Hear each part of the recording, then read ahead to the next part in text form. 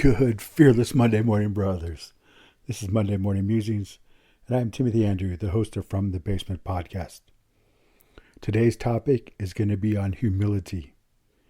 John Charles Riley said, "The surest mark of true conversion is humility." Understanding humility is a crucial first step in living a humble life. It is a concept that is deeply embedded in the teachings of the Bible, yet it is often misunderstood or overlooked in our modern society. Humility is not about having a low self-esteem, but rather it is about having a proper understanding of who we are in relation to God and recognizing His greatness and our dependence on Him. We need to recognize our own limitations and weaknesses. We are not perfect. We make mistakes and we fall short of God's standards.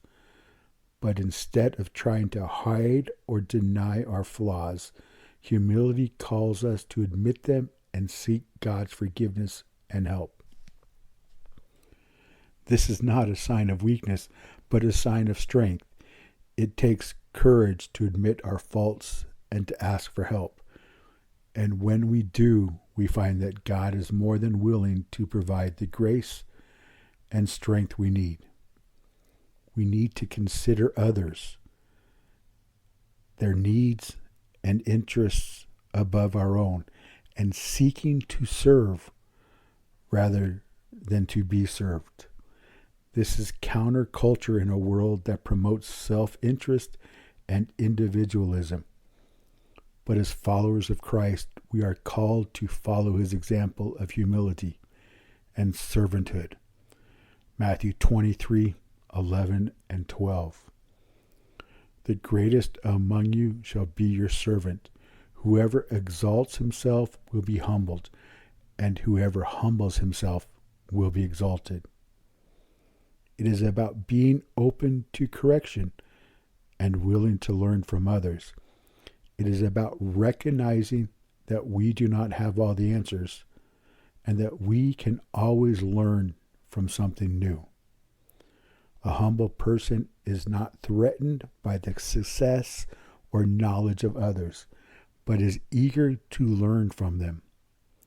By doing so, it can transform our relationships with God and with others, and it can bring a sense of peace and contentment with the world cannot offer. But it is not always easy to live out.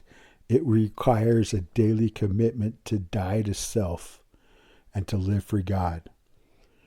We often like to think that we are self-sufficient and that we can handle everything on our own.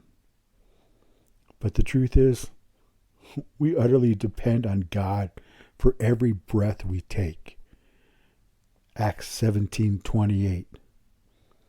For in Him we live and move and have our being, as even some of your own poets have said, for we are indeed His offspring. In Philippians 2:3-4 it says, do nothing from selfish ambition or conceit, but in humility count others more significant than yourselves. Let each of you look not only to his own interests, but also to the interests of others. This is a radical concept in a world that often encourages us to look out for number one. But as followers of Christ, we are called to a different standard. Proverbs 12:1 says, whoever loves discipline loves knowledge, but he who hates reproof is stupid. When we are humble, we are open to correction and willing to learn from others. We recognize that we don't have all the answers and that we can learn much from those around us. C.S. Lewis said, humility is not thinking less of yourself, it is thinking of yourself less. This quote encapsulates the essence of a humble life. It is not about self-degradation, but about shifting our focus from ourselves to God and to others. So what are some of the rewards of being humble? James 4:6, but he gives more grace. Therefore it says, God opposes the proud, but gives grace to the humble. This grace is not a superficial or fleeting kind, but a deep, abiding grace that impacts every aspect of our lives. It is a grace that brings peace, joy, and satisfaction, even in the midst of trials and tribulations. Proverbs 11:2, when pride comes, then comes disgrace, but with the humble is wisdom. Wisdom is more than just knowledge. It is the ability to use knowledge rightly. It is the capacity to make sound decisions, to discern between right and wrong, and to navigate life's complexities with grace and skill.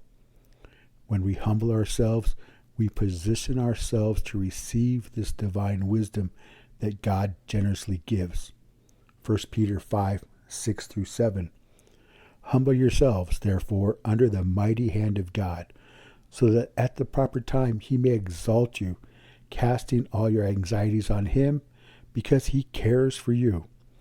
We will be exalted in the eyes of God and be lifted up in ways that truly matter, experiencing spiritual growth, increased influence for God's kingdom, and deeper intimacy with our Creator. When we are humble, we are not constantly striving for more, trying to prove ourselves or seeking the approval of others. Instead, we are content with who we are in God and what He has given to us. We are able to enjoy life's simple pleasures, appreciate the blessings we have, and find fulfillment in serving others rather than being served. Let me conclude with this. Remember that humility is not about thinking less of ourselves, but about thinking of ourselves less. It is about recognizing our place in the grand scheme of things and acknowledging God's sovereignty in our lives. Let us strive to live humbly, knowing that God opposes the proud, but gives grace to the humble. Let me pray. O sovereign Lord on high, let the lessons of humility remain in our hearts. Help us to walk in humility, recognizing our need for you in every moment. May we always seek to serve others rather than being served, and to give rather than to receive. Guide our hearts and steps and our actions that they may reflect your love and humility. In Jesus' wonderful name, amen. I encourage you to go to my website, fromthebasement.org, fill out the comments and feedback section, and if you have ideas that you would like me to look at and possibly do a podcast on, please send them to me. All feedback and comments are kept private. Thank you for your listening support.